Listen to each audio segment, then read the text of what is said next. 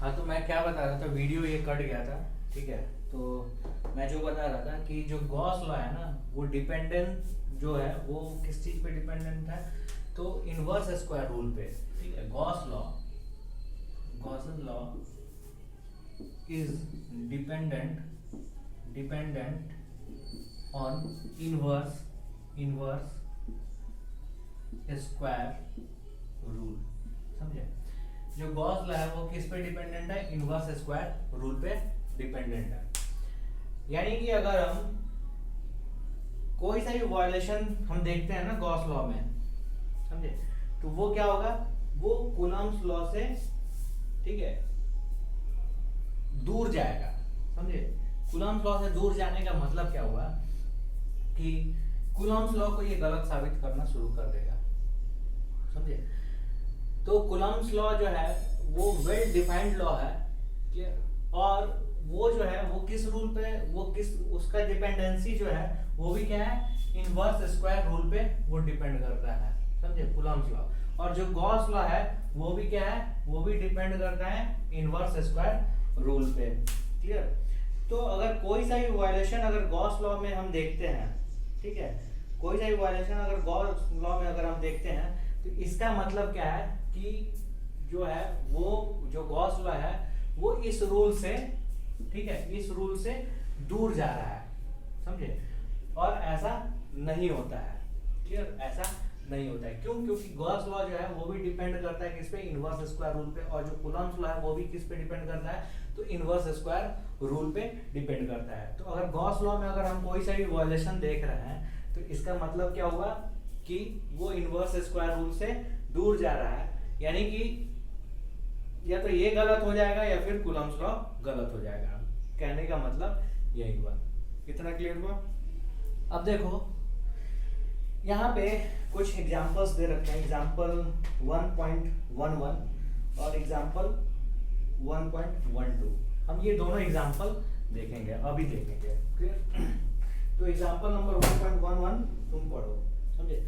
और अभी तक मैंने जो भी बताया ना सब उसी पे बेस्ड है और बहुत ही आसान है। समझे? एग्जांपल नंबर 1 अभी मैं तुम्हें करवा रहा हूँ ये एग्जांपल। ठीक है, ध्यान से एकदम से देखना, बिल्कुल भी डरना नहीं है।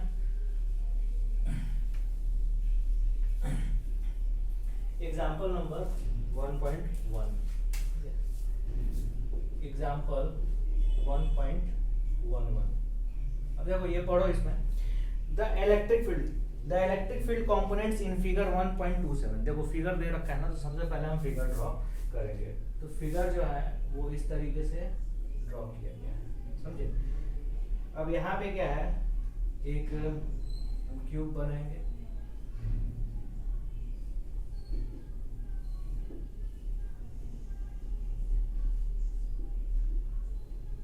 समझे? थोड़ा सा इसको सही से बनाना होगा तुम्हें। अगर फिगर तुम बनाना नहीं सीखोगे तो तुम्हें दिक्कत करेगा। समझे? ऐसे हम बना दिए। ये कौन सा एक्सिस है? वाई एक्सिस है। ये क्या है? हमारा एक्स एक्सिस है। और ये हमारा क्या है? जेड एक्सिस है। ठीक है? तो फिगर देखो क्या है, the electric field components in figure 1.27 R, ठीक है, आर, देखो अब इलेक्ट्रिक फील्ड का जो है कंपोनेंट दे रखा है, तो वो क्या है, E x equal to A x 1/2। ठीक है? ई वाई इक्वल टू क्या दे रखा है, 0, और ई जेड इक्वल टू 0। अब देखो ये कहने का मतलब क्या है कि जो टोटल इलेक्ट्रिक फील्ड है यहाँ पे, ठीक है, जो भी है यहाँ पे टोटल इलेक्ट्रिक फील्ड, वो इसका, इसका और इसका सम है। समझे? और मैंने तुम्हें पहले ही बता दिया है कि जो इलेक्ट्रिक फील्ड के बारे में कि वो किस एक्सिस पे है, किस डायरेक्शन में, वो सारा चीज मैंने बता दिया। तो देखो यहाँ पे इससे क्या पता चलता है, इससे ये पता चलता है कि ई वाई डायरेक्शन में जो इलेक्ट्रिक फील्ड है ना वो क्या है, 0 है। समझे? ई जेड डायरेक्शन में जो इलेक्ट्रिक फील्ड है वो क्या है, 0 है। तो किस डायरेक्शन में इलेक्ट्रिक फील्ड है, तो वो हमारा एक्स डायरेक्शन में सिर्फ इलेक्ट्रिक फील्ड है। और ये कैसा इलेक्ट्रिक फील्ड है, तो यहाँ पे देखोगे कि जो ई एक्स है ना, ई एक्स जो है वो किस चीज पे डिपेंड कर रहा है, एक्स का पावर 1/2 पे डिपेंड कर रहा है। यानी कि एक्स का जो वैल्यू है ना, ठीक है, देखो यहाँ पे अगर हम इलेक्ट्रिक फील्ड देखेंगे तो एक्स का वैल्यू क्या है, 0 है। और इसमें और इसमें ठीक है ये जो है साइड इसका ए दे रखा है और ये जो डिस्टेंस है ये भी तुम्हारा ए दे रखा है और ठीक है यानी कि यहाँ से तुम देखोगे ये जो डिस्टेंस है वो तुम्हारा दे रखा है ए और यहाँ से यहाँ का जो डिस्टेंस है वो क्या है वो भी हमारा ए। क्लियर? तो ये जो है ये भी ए हो जाएगा ये भी ए हो जाएगा। इतना क्लियर हुआ? तो यहाँ पे हम देखेंगे कि जो ई है ई एक्स जो है वो डिपेंड कैसे कर रहा है ठीक है एक्स पे इस ठीक है रिलेशन के आधार पे डिपेंड कर रहा है। यानी कि अगर हम यहाँ पे अब इसको तुम्हें देखना है ऐसे ये हम दोनों डिलीट कर देते हैं। क्यों? क्योंकि हमें पता है ना कि ई एक्स और ई वाई में जो हमारा इलेक्ट्रिक फील्ड है ही नहीं। तो अगर हम यहाँ पे इलेक्ट्रिक फील्ड कैलकुलेट करना चाहें समझे तो हम यहाँ पे x इक्वल टू 0 रखेंगे ठीक है। तो एट x इक्वल टू 0 ऐसे मत लिखो ऐसे लिखो ई एक्स इक्वल टू 0 ठीक है। ई एक्स इक्वल टू 0 क्या हो जाएगा ए 0 के पावर 1/2 समझे और ये कितना हो जाएगा 0 न्यूटन पर coulomb. E x equal to A यानी कि इस पॉइंट पे ये हमारा क्या है यहाँ से लेके यहाँ तक ए है ना तो इस पॉइंट पे हमारा क्या होगा एट एक्स इक्वल टू ए पे हमारा क्या होगा इसमें ये अल्फा है ठीक है ये हमारा क्या है अल्फा है ठीक है ये हमारा क्या अल्फा है।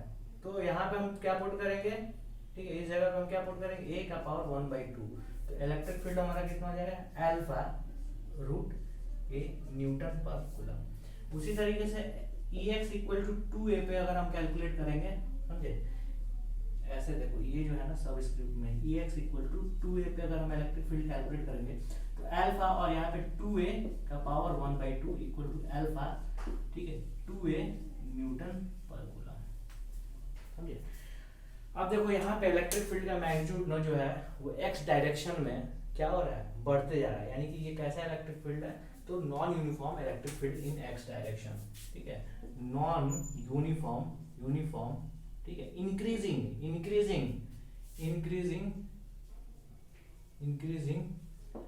इलेक्ट्रिक फील्ड इन एक्स डायरेक्शन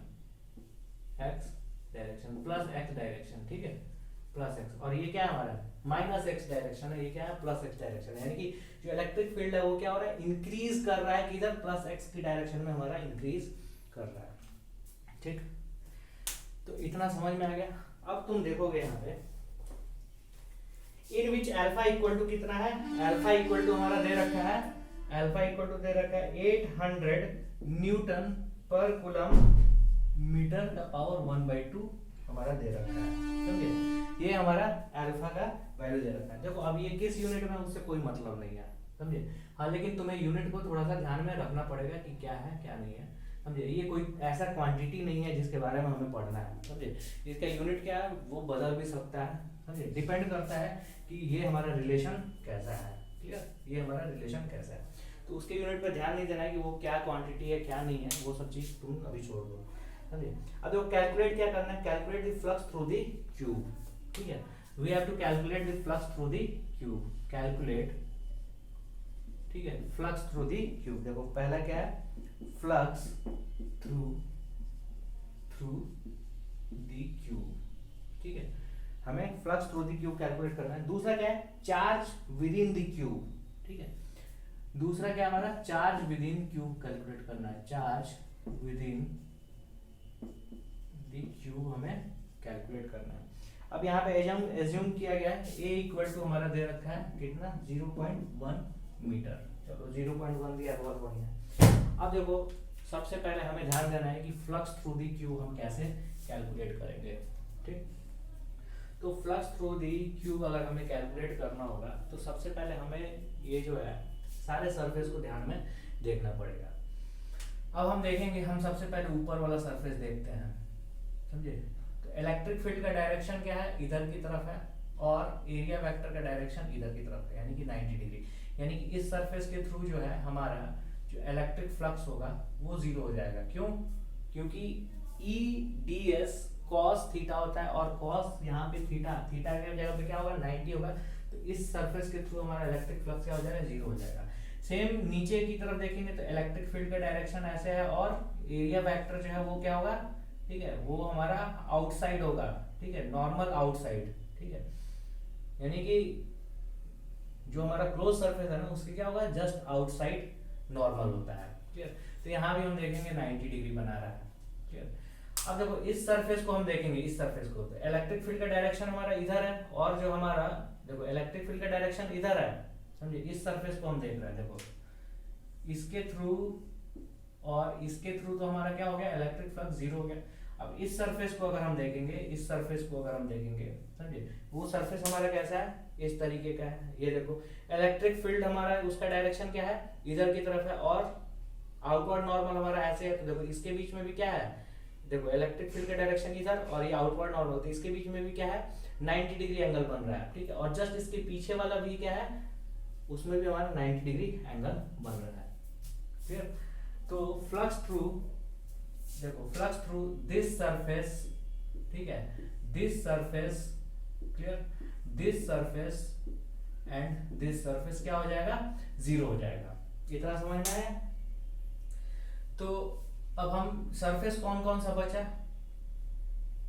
ठीक है, अब सरफेस कौन कौन सा बचा, तो हम देखेंगे कि अब जो हमारा सरफेस बचा वो हमारा ये बचा, क्लियर, ठीक है, ये वाला सरफेस बचा और ये वाला सरफेस बचा, समझे, ठीक है, कौन कौन सा, जस्ट ये वाला सरफेस और ये सरफेस, देखो हम ऐसे टिक कर दे रहे हैं, समझे, ये सरफेस हमारा बच गया। फिर से देख लो कौन सा सरफेस बचा, तो ये सरफेस हमारा बच गया, ठीक है। अब यहाँ पे तुम देखोगे, ठीक है, हमें क्या ध्यान देना है कि जो ये पॉइंट है, ठीक है, यानी कि इस सरफेस, ये जो सरफेस जहां पे है वहां पे हमारा इलेक्ट्रिक फील्ड कितना है, तो देखो ये जो सरफेस है वो इस पॉइंट से ए डिस्टेंस के दूरी पे है, यानी कि हमारा जो इलेक्ट्रिक फील्ड होगा ये, समझे, ये सरफेस नंबर 1 दे रहे हैं और ये सरफेस नंबर 2 दे रहे हैं, या फिर लेफ्ट राइट दे दो, समझे, ये क्या है लेफ्ट और ये क्या है राइट, समझे। तो electric field at left surface वो कितना हो जाएगा, तो अल्फा, ठीक है, ए का power 1/2। Electric field at surface right क्या हो जाएगा, electric field at surface right क्या हो जाएगा, अल्फा 2a का पावर 1/2, समझे, ये हमारा इलेक्ट्रिक फील्ड हो जाएगा। अब देखो यहाँ पे अगर हम इस सरफेस पे देखेंगे तो आउटवर्ड नॉर्मल हमारा ये होगा और इस पे क्या होगा, आउटवर्ड नॉर्मल ये होगा। अब देखो यहाँ पे ये यूनिट वेक्टर है ना, ठीक है, एरिया वेक्टर वाला यूनिट वेक्टर है, समझे, तो ये एरिया वेक्टर का जो यूनिट वेक्टर है उसका डायरेक्शन ये है और इसमें एरिया वेक्टर का यूनिट डायरेक्शन क्या है, ये। अब इस केस में देखेंगे तो इस केस में इलेक्ट्रिक फील्ड का डायरेक्शन क्या होगा, टुवर्ड्स यूनिट वेक्टर, ठीक है, टुवर्ड्स एरिया वेक्टर ये हो जाएगा। इसमें क्या होगा, just opposite to the area vector. तो देखो यहाँ पे इलेक्ट्रिक फील्ड, यहाँ पे इलेक्ट्रिक फील्ड, ठीक है, यहाँ पे इलेक्ट्रिक फील्ड जो है वो इस डायरेक्शन में, समझे, यहाँ भी क्या होगा, इलेक्ट्रिक फील्ड इस डायरेक्शन में, समझे। और ये इलेक्ट्रिक फील्ड कौन सा है, तो ये इलेक्ट्रिक फील्ड लेफ्ट ये वाला है, और ये इलेक्ट्रिक फील्ड कौन सा है, तो ये राइट वाला है, क्लियर। तो total flux through the this cube क्या होगा, टोटल फ्लक्स, ठीक है, फ्लक्स थ्रू दिस क्यूब क्या हो जाएगा, ठीक है, वो इक्वल टू क्या हो जाएगा, तो हम यहाँ पे phi through the left surface plus phi through the right surface, और फाई जो है लेफ्ट सरफेस का क्या हो जाएगा, तो हम यहाँ पे देखेंगे ई एल, ठीक है, डॉट ये डेल्टा एस हम मान लेंगे, डेल्टा एस कितना हो जाएगा, तो देखो ए स्क्वायर जो है ना, ए स्क्वायर, समझे, और ये कितना है 0.1 का स्क्वायर, समझे। तो ये जो है टोटल सरफेस एरिया यहाँ पे क्या रहेगा, ए स्क्वायर, क्लियर, ए स्क्वायर ऐसे दे दो ए स्क्वायर, ठीक है, इसके ऊपर दे दो, ठीक है, प्लस यहाँ पे क्या होगा E R dot A square, इसका भी क्या है एरिया जो हमारा ए स्क्वायर है ना, देखो ए इंटू ए, समझे कि नहीं, हम यहाँ पे ऐसे वेक्टर फॉर्म में लिखे। अब हम इसको स्केलर फॉर्म में यानी कि इसका डॉट प्रोडक्ट हम लिखेंगे तो क्या होगा ई एल इंटू ए स्क्वायर, ठीक है, कॉस कितना है, देखो इसके बीच में एंगल कितना है 180 डिग्री, समझे, 180 डिग्री प्लस यहाँ पे क्या हो जाएगा ई आर, ठीक है, इंटू ए स्क्वायर कॉस 0 डिग्री, समझे। तो यहाँ पे हम देखेंगे माइनस ई एल, देखो इसका क्या हो जाएगा, इसका जो है माइनस यहाँ पे आगे निकल जाएगा, E L A square plus E R A square, दिख रहा है कि नहीं, हाँ समझे कि नहीं, ये हमारा आया। अब हम इसको मिटाते हैं, इसको नहीं, इसको मिटाते हैं, वो सारा है ना।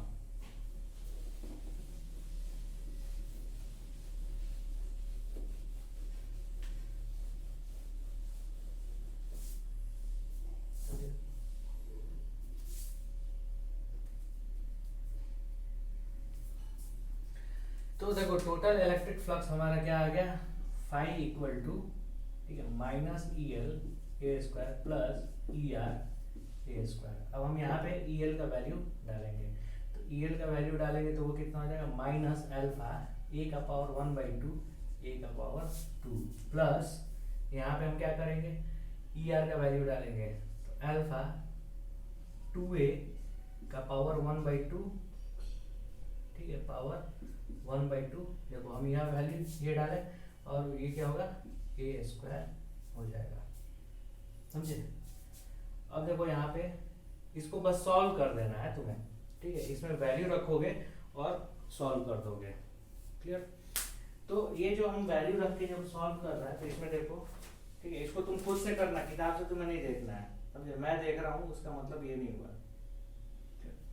अब हम इसको क्या करेंगे, कैसे करना है, ठीक है, तुम देख लो, अल्फा ए का पावर 1/2, ठीक है, प्लस 2 अल्फा 2a, ठीक है, यहाँ पे √2 निकाल दो तुम बाहर, ठीक है, 2 का पावर 1/2, ठीक है, इंटू a का पावर 1/2 प्लस 2, हम ऐसे लिखें, तो माइनस अल्फा a का पावर 5/2, यानी कि ये क्या होगा 1 प्लस 4/2 प्लस अल्फा √2 a का पावर, यहाँ पे क्या हो जाएगा 1 प्लस 4/2, समझे। फिर ये क्या होगा माइनस अल्फा a का पावर 5/2 प्लस अल्फा √2 अल्फा, ठीक है, a का पावर 5/2, ऐसे हम कैलकुलेट करेंगे, ठीक। तो देखो कैलकुलेट कर रहा है ना, अभी करने दो।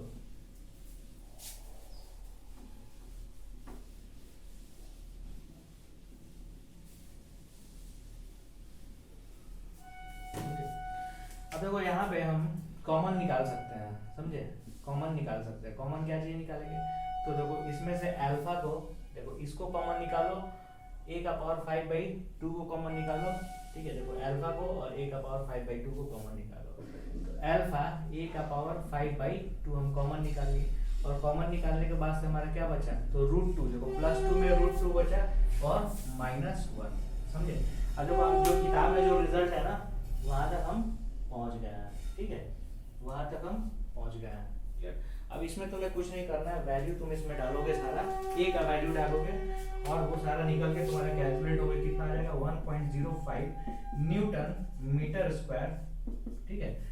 देखो a का वैल्यू डालोगे यहाँ से, अल्फा का वैल्यू डालोगे यहाँ से, तो हमारा कैलकुलेट हो गया, ये आ गया। तो देखो टोटल फ्लक्स यानी कि फ्लक्स थ्रू दी क्यूब हम निकाल लिए। देखो कितना आसान है, बस पेशेंस रख के ना ये कैलकुलेशन करना है, और ये सीबीएसई के पेपर में ये आता है।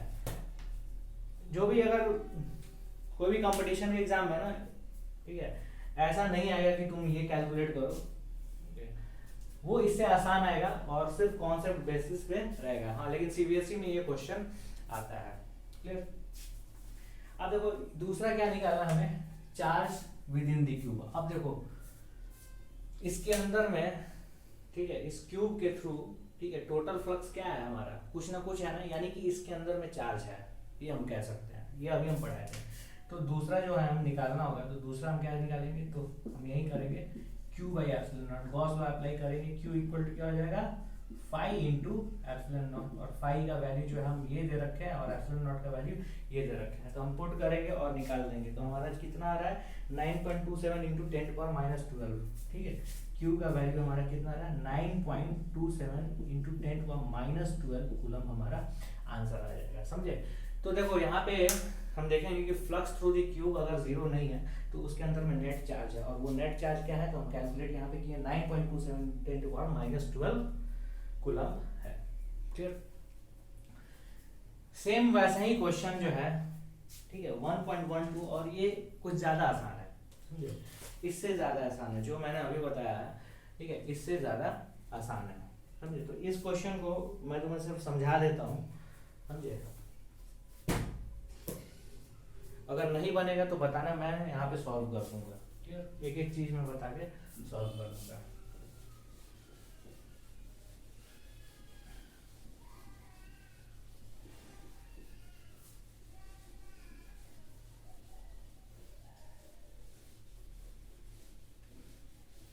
देखो एक चीज मैं बता रहा हूँ कि कुछ बच्चे जो पूछ रहे हैं कि ग्रेनी नेचर का मतलब क्या होता है, समझे, ग्रेनी नेचर का मतलब क्या होता है।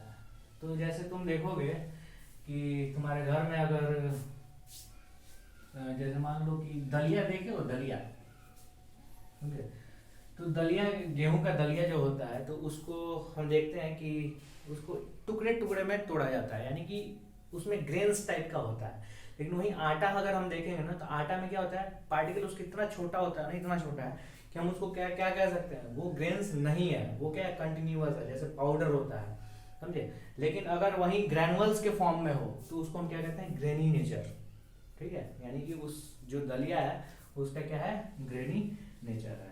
अब कोई पूछ रहा है टेस्ट चार्ज क्या होता है, समझे। तो टेस्ट चार्ज सोर्स चार्ज का जो इलेक्ट्रिक फील्ड होता है ना, उसको डिटेक्ट करने के लिए जो स्मॉल चार्ज होता है ना, इतना स्मॉल होता है कि उसका इफेक्ट जो है सोर्स चार्ज पे नेग्लिजिबल रहता है, तो उसको हम क्या कहते हैं, टेस्ट चार्ज, समझे। उसको हम क्या बोलेंगे, टेस्ट चार्ज। एग्जाम्पल 1 ठीक है, एग्जाम्पल 1.12, समझे, एग्जाम्पल 1.12। अगर इसमें भी फिगर दे रखा है, समझे, बड़ा लंबा क्वेश्चन है देखो, है आसान, बहुत आसान है, समझे। तुम्हें यहाँ पे बस पेशेंस से ना तुम्हें क्वेश्चन को देखना है। अब देखो, तुम ये मत सोचो ना कि क्वेश्चन दिखेगा क्या है, गिवन दैट, ये वो ऐसे करके तुम बना दिए हो गया, ऐसे ऐसे बिल्कुल भी नहीं होगा। पहले क्वेश्चन को समझो, और क्वेश्चन को समझोगे ना तो बहुत ही आसान तरीके से बना लोगे। जैसे अभी मैंने इसके पहले जो क्वेश्चन समझाया था, हो सकता है तुम पहले कहीं पढ़ रहे होगे, समझे, स्कूल में पढ़ाई हुआ होगा, तो ये क्वेश्चन देख के तुम्हें हो सकता है डर लगता होगा। देखो ये मैं फैक्ट बता रहा हूँ, हो सकता है कि बहुत लोग को बहुत आसान लगता होगा, लेकिन मैं जैसा था कि जब मैं पढ़ाई करता था ना तो ये क्वेश्चन, ऐसा क्वेश्चन देख के मुझे डर लग जाता था। जो फैक्ट बात है वो मैं बता रहा हूँ, समझे। तो ये बड़ा बड़ा जो क्वेश्चन है ना, देख के कि अरे इसमें तो ऐसा दे दिया इक्वेशन, ex = a⁴ ऐसे वैसे, मतलब इसका तो एक्सपोनेंट दे दिया है, पता नहीं क्या क्या कह रहा है, ठीक। लेकिन कॉन्सेप्ट जो है, अगर तुम इसको समझ जाओगे ऐसे क्वेश्चन को, तो ये क्वेश्चन एकदम से बहुत ही आसान लगने लगेगा। मैं सबके लिए नहीं कह रहा हूँ, मैं उनके लिए कह रहा हूँ जिनको ऐसा लगता है, जो पढ़ते तो है लेकिन क्वेश्चन करते समय डर जाते हैं, समझे, तो उनके लिए कह रहा हूँ। कई बच्चे ऐसे होंगे जिनको बहुत ही आसान लगता होगा, समझे, तो वो ध्यान दिए होंगे, समझे। तो क्वेश्चन नंबर 1.12 हम पढ़ते हैं। अब ये देखो, अब इसके आगे एक क्लास होगा इस चैप्टर का, और उसके बाद से ये चैप्टर खत्म, ठीक है, जिसमें एप्लीकेशन ऑफ गॉस लॉ है। 1 घंटे की क्लास में ये और खत्म हो जाएगा, समझे। उसके बाद हम चैप्टर नंबर 2 शुरू करेंगे, और इसके बाद से थोड़ा सा और फास्ट पढ़ाई होगा, समझे। तो हमारे साथ ही एकदम चलते रहना। अब ये नहीं कि हम आज पढ़ाएंगे और तुम अभी पढ़ रहे हो इलेक्ट्रिक फील्ड, ठीक है, अभी पढ़ रहे हो टेस्ट चार्ज, और अभी पढ़ रहे हो ग्रैनुअल वाला, नेचर वाला, ठीक है। तो हमारे साथ साथ चलना है। देखो हम अभी बहुत धीरे चल रहा है, ठीक है, अभी इधर से 1-1 घंटे का अभी क्लास हो रहा है, ठीक है। तो 1-1 घंटे का अगर क्लास होगा ना तो तुम्हारा मुश्किल से 10 क्लास में एक चैप्टर खत्म हो जाएगा, समझे। तो यहाँ पे तुम्हें, अब हम आते हैं क्वेश्चन पे, ठीक है। एग्जाम्पल नंबर 1.12, ठीक है। हम यहाँ पे देखते हैं, an electric field is uniform. देखो सबसे आसान तो कर दिया यहाँ पे कि इलेक्ट्रिक फील्ड यूनिफॉर्म कर दिया। देखो ये भी बज रहा है, ठीक ट्रेन की दिक्कत हो जाती है, ठीक है। इलेक्ट्रिक फील्ड हमारा क्या किया, पहले यूनिफॉर्म किया, and in the positive x direction for positive x, समझे। अब देखो यहाँ पे क्या कह रहा है कि जो इलेक्ट्रिक फील्ड है ना, ठीक, वो क्या है, वो जो इलेक्ट्रिक फील्ड है वो यूनिफॉर्म है, ठीक है, in the positive direction of positive x axis, यानी कि सबसे पहले हमें एक्सिस एक ड्रॉ करना होगा, समझे। ये हम एक्सिस ड्रॉ किए, अब हम इसको ऑरिजिन मान लिए, और ये क्या है, प्लस एक्स है, समझे। ये क्या है, पॉजिटिव एक्स एक्सिस है, ठीक है, और ये क्या है, निगेटिव एक्स एक्सिस है। ये पॉजिटिव एक्स एक्सिस, और ये क्या है, उल्टा भी हम लिख रहा है, ठीक है, ये क्या है, निगेटिव एक्स एक्सिस है, समझ गया। अब यहाँ पे and uniform with the same magnitude but in negative x direction for negative x, यानी कि देखो कहने का मतलब क्या हुआ कि जो इलेक्ट्रिक फील्ड है ना, ठीक, इलेक्ट्रिक फील्ड वो इस डायरेक्शन में भी, ठीक है, और इस डायरेक्शन, दोनों डायरेक्शन में, ठीक है, दोनों डायरेक्शन में जो इसका मैग्नीट्यूड है ना वो क्या है, यूनिफॉर्म है। यानी कि यहाँ पे तुम देखोगे, यहाँ पे देखोगे, यहाँ पे देखोगे, यहाँ पे देखोगे, यहाँ पे देखोगे, यहाँ पे देखोगे, वो क्या है, सब जगह जो है वो इलेक्ट्रिक फील्ड जो है हमारा क्या है, उसका मैग्नीट्यूड क्या है, कांस्टेंट है। लेकिन अंतर क्या हो जा रहा है, अंतर ये हो जा रहा है ना कि इसके इधर देखो, ये जो है, समझे, ये जो हम लाइन खींचे इसके इधर जो है इलेक्ट्रिक फील्ड जो है वो ऐसे है, समझे, उसका डायरेक्शन क्या है, पॉजिटिव एक्स के तरफ है, और इसके इधर क्या है, उसका डायरेक्शन क्या है, नेगेटिव एक्स के तरफ है। देखो यूनिफॉर्म इधर भी है और यूनिफॉर्म इधर भी है, यानी कि मैग्नीट्यूड जो है ना वो एक्स के साथ हमारा चेंज नहीं हो रहा है, इधर भी मैग्नीट्यूड जो है एक्स के साथ चेंज नहीं हो रहा है, लेकिन हाँ डायरेक्शन जो है, ठीक है, इस ये जो ऑरिजिन हम चूज किए हैं, इस ऑरिजिन का जो डायरेक्शन है, ठीक है, इसके इधर का जो डायरेक्शन है वो इलेक्ट्रिक फील्ड का डायरेक्शन वो पॉजिटिव एक्स की तरफ है, और इसके इधर का जो इलेक्ट्रिक फील्ड का डायरेक्शन वो क्या है, नेगेटिव एक्स की तरफ है, लेकिन दोनों का मैग्नीट्यूड क्या है, वो सेम है। ये चीज जो है वो हमें बहुत ही जरूरी था समझना, समझे। अब ये हम समझ चुके हैं, क्लियर। अब देखोगे क्वेश्चन में आगे क्या कह रहा है, इसको ऊपर करो, ठीक है, ई एक्स 1.12।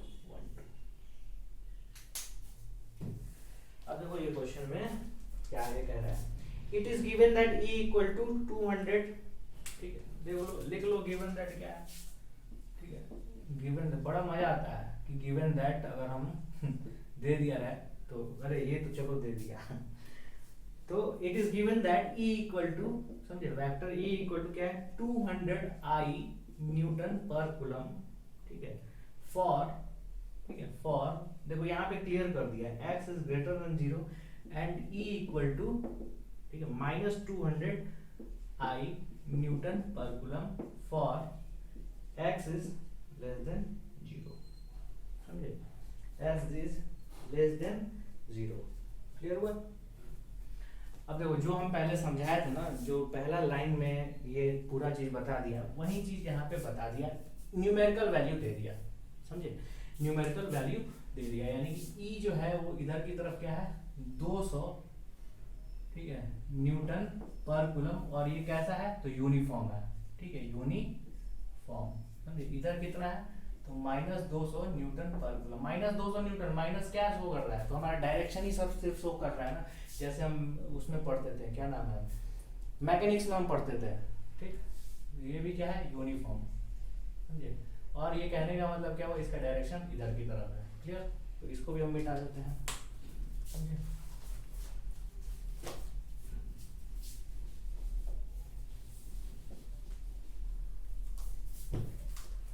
ठीक, अब ध्यान दो, ठीक है, इतना बता दिया। अब देखो, a right circular cylinder of length 20 centimetre and radius 5 centimetre, ठीक है। अब देखो एक राइट जो है सर्कुलर सिलेंडर, ठीक है, राइट सर्कुलर सिलेंडर का मतलब क्या हुआ, एक सिलेंडर की हम बात कर रहे हैं जो नॉर्मल सिलेंडर होता है, has its centre at the origin, ठीक है।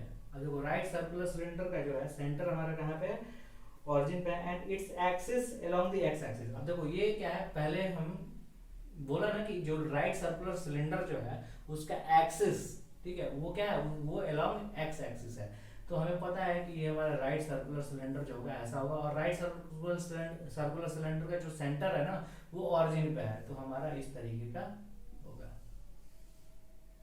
समझे। अब देखो यहाँ पे क्या दे रखा है कि लेंथ जो है इसका 20 सेंटीमीटर है। ये देखो ये हमारा क्या है 20 सेंटीमीटर, समझे, ये हमारा है 20 सेंटीमीटर। और जो है रेडियस कितना है, तो रेडियस हमारा है 5 सेंटीमीटर, समझे, रेडियस हमारा है 5 सेंटीमीटर, ठीक है, 5 सेंटीमीटर, क्लियर, ठीक, radius 5 centimetre, centre at the origin at is axis along the X axis so that one face is x equal to 10 centimetre, ठीक है, and other is x equal to 10 minus 10 centimetre. तो तुम्हें पता है, इसी से पता चल जा रहा है कि एक जो फेस है वो कहाँ पे है 10 सेंटीमीटर पे है, और इधर वाला जो क्या है वो क्या है 10 सेंटीमीटर पे। हम डिस्टेंस लिए हैं, लेकिन अगर हम और चॉइस करेंगे ना कि हम किस ऑरिजिन पे है, ठीक है, अगर हम इसका पोजीशन मार्क करेंगे फेस का, तो ये पोजीशन होगा हमारा क्या -10, ठीक है, सेंटीमीटर, और ये पोजीशन क्या होगा, ये होगा +10 सेंटीमीटर। ये हम पोजीशन मार्क किए हैं, लेकिन ये हम क्या है डिस्टेंस दिखा रहे हैं, यानी कि ये सेंटर है, यहाँ से हमारा क्या है 10 सेंटीमीटर, और यहाँ से क्या है 10 सेंटीमीटर। इतना समझ में है। अब देखो फिगर दे रखा है, फिगर 1.28, समझे, फिगर 1.28। अब इतना बता दिया, अब देखो आगे क्या है, ए नंबर में हमें क्या करना है, what is the net outward flux through each flat surface, समझे, हमारा जो है, ठीक है, फाइंड क्या करना है, कैलकुलेट, पहला क्या है हमारा, ए का है, what is the net outward flux through etch surface, ठीक है, net outward flux through each surface,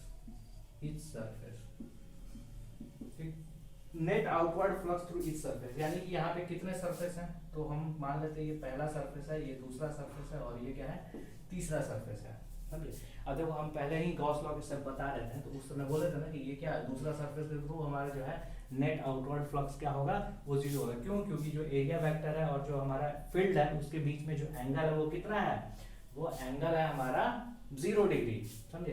तो यहाँ पे देखोगे कि फील्ड का डायरेक्शन इधर और एरिया वेक्टर का डायरेक्शन इधर, इस पूरे सर्कुलर सरफेस पे तुम देखोगे, यहाँ पे देखोगे फील्ड का डायरेक्शन इधर, और यहाँ पे हम एरिया वेक्टर का डायरेक्शन इधर, 90 डिग्री 90 डिग्री, यानी कि टोटल इलेक्ट्रिक फ्लक्स थ्रू, ठीक है, सरफेस नंबर 2, ठीक है, फाई 2 इक्वल टू क्या हो जाएगा 0 हो जाएगा। क्यों हो जाएगा, ठीक है, तो जो है डेल्टा एस, ठीक है, मतलब जो भी हमारा जो सरफेस एरिया वेक्टर और जो इलेक्ट्रिक फील्ड इसके बीच में जो एंगल है ना वो कितना 90 डिग्री है, तो cos 90 डिग्री इक्वल टू क्या हो जाएगा 0 हो जाता है, समझे।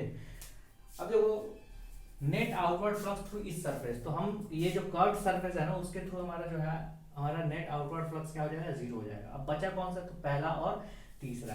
तो पहला में हम देखेंगे, ठीक है, यानी कि फाई 1 अगर हम कैलकुलेट करेंगे तो वो क्या हो जाएगा हमारा, तो फाई 1 जो होगा हमारा E, ठीक, इनटू डेल्टा एस, समझे, phi into E into delta S.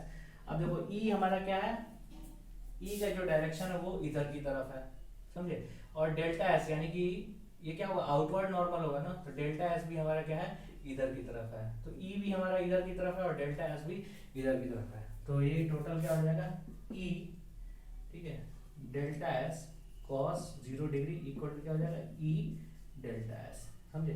अब E का वैल्यू हम यहाँ से उठाएंगे, ठीक है, E का वैल्यू हम कहाँ से उठाएंगे, ये वाला उठाएंगे। अब देखो यहाँ पे हम क्या रखेंगे -200, ठीक। अब देखो ये हम क्या कहना चाहते हैं, यहाँ पे ध्यान देना, -200, ठीक है, और डेल्टा एस, ठीक है, इसको हम क्या लिखेंगे, समझे। तो देखो यहाँ पे हमारा जो इलेक्ट्रिक फील्ड है वो हम माइनस में लिखे हैं ना, तो डेल्टा एस का डायरेक्शन किधर है ये हमें देखना पड़ेगा, तो डेल्टा एस का डायरेक्शन भी तो माइनस की तरफ है ना, समझे, डेल्टा एस का जो डायरेक्शन है वो भी क्या है माइनस की तरफ है, समझे कि नहीं, इस चीज को ध्यान देना। अगर कंफ्यूजन हो रहा है तो हम इसका दूसरा मेथड भी बताते हैं तुम्हें, ठीक।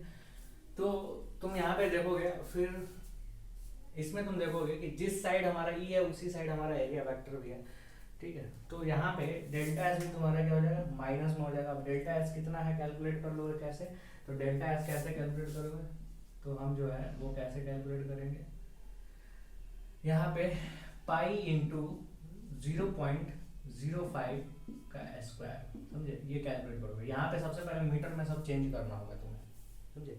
मीटर में चेंज करोगे तो ये तुम्हारा डेल्टा एस का वैल्यू निकलेगा, और ठीक है डेल्टा एस, और कॉस क्या होगा 0 = 1, समझे। तो ये टोटल कितना आ जा रहा है, हम कैलकुलेट जो है, ठीक है, बुक से देख के कर रहे हैं, तुम लोगों को किताब से नहीं देखना है, प्लस 1.57, समझे, 1.57 metre square, sorry newton metre square पर कूलम, समझे। ये हमारा कैलकुलेट होके आ जा रहा है। उसी तरीके से फाई 3 अगर हम निकालेंगे, फाई 3 निकालेंगे तो देखो ई हमारा इधर की तरफ है और एन भी हमारा इधर की तरफ है, तो एंगल कितना हो जाएगा 0 हो जाएगा, तो ई डेल्टा एस, ठीक है। अब ई हमारा जो है पॉजिटिव है तो ये कितना हो जाएगा 200, ठीक है, इनटू ये डेल्टा एस कितना है हमारा, तो इतना है delta S into cos 0 degree equal to कितना हो जाएगा, तो प्लस 1.57 न्यूटन, ठीक है, मीटर स्क्वायर पर कूलम, समझे। ये हमारा कैलकुलेट होके आ गया। अब देखो जिसको ये चीज समझ में नहीं है उसके लिए हम थोड़ा सा वेक्टर फॉर्म में इसको बता देते हैं, ठीक है। हम सिर्फ ये वाला कैलकुलेट करेंगे, ठीक, ये वाला हम सिर्फ कैलकुलेट करेंगे और फिर हम देखेंगे, ठीक है। तो ध्यान देना यहाँ पे, तो फाई 1 हम कैलकुलेट कर रहे हैं, इक्वल टू क्या है ई डेल्टा एस, समझे। अब देखो यहाँ पे हम ई का जो है, यहाँ पे जो है ई हमारा कितना है, ई इक्वल टू -200, ठीक है, यहाँ पे ऐसे लिख देता है, ठीक है। ई इक्वल टू क्या है इधर -200 आई न्यूटन पर कूलम, देखो ये हम ऐसे लिखे हैं। तो हम एरिया वेक्टर को भी अगर हम वेक्टर फॉर्म में लिखना चाहें तो डेल्टा एस इक्वल टू क्या हो जाएगा, तो डेल्टा एस इक्वल टू क्या हो जाएगा, ये हमारा माइनस, ठीक है, ऐसे मत देखो, ये हमारा हो जाएगा delta S equal to delta S into minus I cap, समझे, delta into minus I cap, ऐसे हम लिख सकते हैं कि नहीं। माइनस आई कैप क्या शो कर रहा है, वो डायरेक्शन इधर की तरफ शो कर रहा है, तो हम यहाँ पे लिखेंगे, ठीक है, -200 आई न्यूटन पर कूलम इंटू, ठीक है, ये न्यूटन पर कूलम हटा, ठीक है, इंटू ये क्या हो जाएगा -i, ठीक है, डेल्टा एस, समझे। और -i तो माइनस माइनस क्या हो जाएगा प्लस हो जाएगा, और ये क्या है आई यानी कि सेम डायरेक्शन में है, तो ये simple into into cos 0 degree, 200 into delta S, समझे। तो ये हमारा रिजल्ट आ जाएगा, कैलकुलेट करोगे हमारा इतना रिजल्ट आ जाएगा। दूसरा देखो, अब इसमें क्या है, दूसरा क्या है, what is the net flux through the side of the cylinder, तो वो हम पहले ही बता दिए हैं, ठीक है, ये है हमारा। ठीक है, what is the net outward flux through the cylinder, तो net outward flux through the cylinder क्या हो जाएगा, तो हम उसको कैसे कैलकुलेट करेंगे, phi equal to phi 1 plus phi 2 plus phi 3, हम ऐसे कैलकुलेट करेंगे, ठीक है। तो नेट आउटवर्ड फ्लक्स जो है वो क्या आ जाएगा, तो इसका इसका और इसका सम, ठीक है, वो हमारा नेट आउटवर्ड फ्लक्स आ जाएगा, क्लियर। अब देखो इसके लास्ट में जो है वो क्या कह रहा है कि what is the net charge inside the cylinder, तो ये मैंने बताया कि net charge inside the cylinder कैसे निकालेंगे, तो phi equal to Q by epsilon naught पे हम क्यू इक्वल टू क्या हो जाएगा फाई इंटू एप्सिलॉन नॉट, हम इस तरीके से हम net charge inside this cylinder हम निकाल लेंगे, क्लियर। तो गॉस लॉ का जो कॉन्सेप्ट है और इलेक्ट्रिक फ्लक्स का जो कॉन्सेप्ट है, ठीक है, वो तुम्हें क्लियर है, और उसके ऊपर कैसे न्यूमेरिकल बनता है ये भी तुमने देख लिया, समझे। अब जो इलेक्ट्रिक फ्लक्स का जो और गॉस लॉ का जो मेन एप्लीकेशन है ना, ये हम अगले क्लास में पढ़ेंगे, ठीक है। और अभी तुम ये करो, न्यूमेरिकल जंप करो, और जो एक्सरसाइज में जो न्यूमेरिकल है ना वो भी करने की कोशिश करना, बहुत ही आसान न्यूमेरिकल है, ठीक है। Thank you.